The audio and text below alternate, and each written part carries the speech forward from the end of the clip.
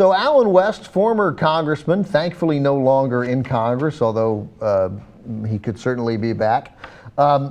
He went on, I guess, a radio show. Is that ring? It was the Right Wing Watch. I don't know if that's an official radio show. I don't even know if it might just be a watch. It's a watch that hates women. No. It's Right Wing Watch looks out for all these right wing people saying craziness. He was on a conservative radio show, which no one knows. Oh, Right Wing Watch is our thing. Yeah. We like Right Wing Watch. Sorry. Right Wing Watch would be a watch I would wear. Right Wing Watch never gets the time wrong. So he was on a radio show, and this is confusing because Allan West first of all, when the House Republicans, we're trying to get through a show without talking about Benghazi, but I have to mention, as the right wing in Congress is going to hammer and hammer and hammer at the non-story anymore, it was a story, trying to find the smoking gun, the cover-up that doesn't exist clearly in Benghazi because they want it to stay in the news, certainly through the 2014 election, might help Republicans a little. Mostly they want to keep it alive to damage Hillary Clinton's candidacy in 2016. That's as clear as the day is long. You don't have to know anything about politics to see what's going on there. So as they try to keep that alive, there was going to be a panel investigating Benghazi, and JR, you correct me if I'm wrong here, but my understanding is that initially Democrats said, we're not going to participate in this sideshow circus. And then I think it probably occurred to Democrats, well, then the circus will go on without us, and perhaps we can make our case that this isn't relevant more if we're there than if we're not there, or if we walk out and boycott it in some way. But simply not showing up might not be the thing to go. Is that basically, to have that part of the story correct? So initially, guys like Allan West are criticizing Democrats for not participating in the investigation. Then Democrats change their mind, and Nancy Pelosi appoints 5 Democrats to this panel, to serve on the panel. She did that earlier in the week. Those 5 Democrats are Elijah Cummings of Maryland, Linda Sanchez of California, and a couple of Adams, Schiff of California, Smith of Washington. The 5th and final member, a very appropriate choice, Representative from Illinois, Tammy Duckworth, the first female double amputee from the Iraq War. So you would think that Tammy Duckworth's sort of loyalty and sacrifice to the United States couldn't be questioned, but of course it is. First, here's Allan West talking about the panel in general, and then he'll go after Duckworth.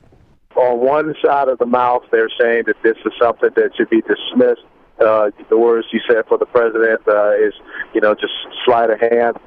Now all of a sudden they're starting to bring up individuals that they want to have on that committee. Yeah, they're bringing up individuals that they want to have on the committee, just like the Republicans are bringing up individuals that they want to have on the committee.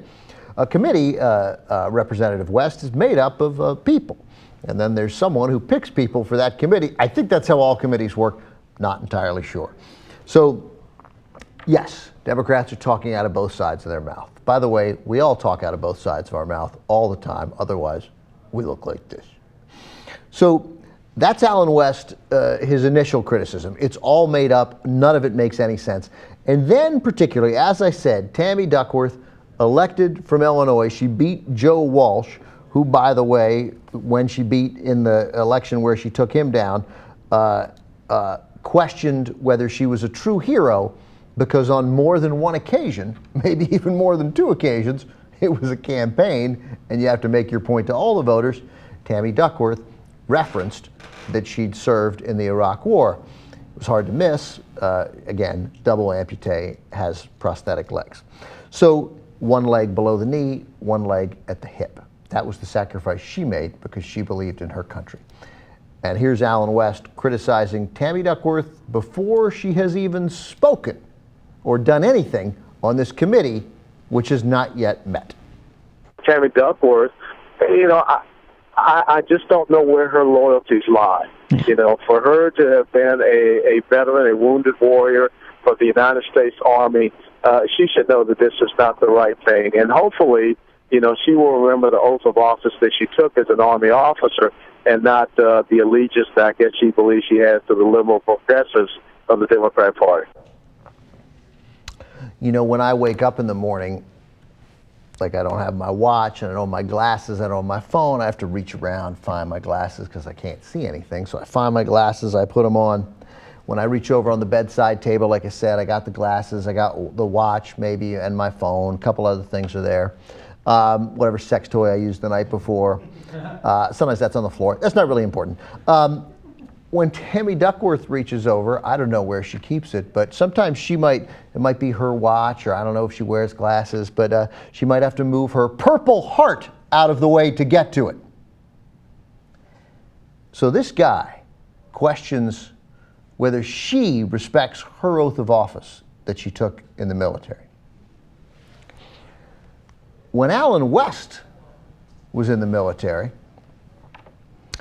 he liked to pick on people who were defenseless because he's a punk. Allan West threatened to kill a prisoner already disarmed. Said he was going to shoot him in the head, I believe.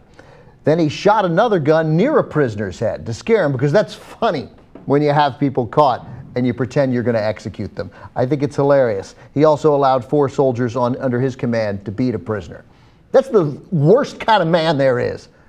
I feel like Cenk when this gets going. I'd love Allan West to come out here. I will fight that guy. That guy's not a man. And to question Tammy Duckworth, again, this committee hasn't even met. I mean, Allan West can't say anything without being un-American. He's the least patriotic guy to ever serve in Congress. And that's tricky. That's tough to do. That's Allan West. That's who the Republican Party is now.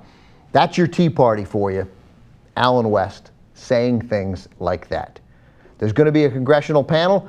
I think the Democrats should be on the panel, and they should spend their time on the panel pointing out that there is nothing left to investigate in Benghazi. It has been investigated fully and independently by law enforcement agencies and an independent panel appointed by the State Department, which the Inspector General signed off on as independent. There's no cover-up. There was a tragedy there. That's it.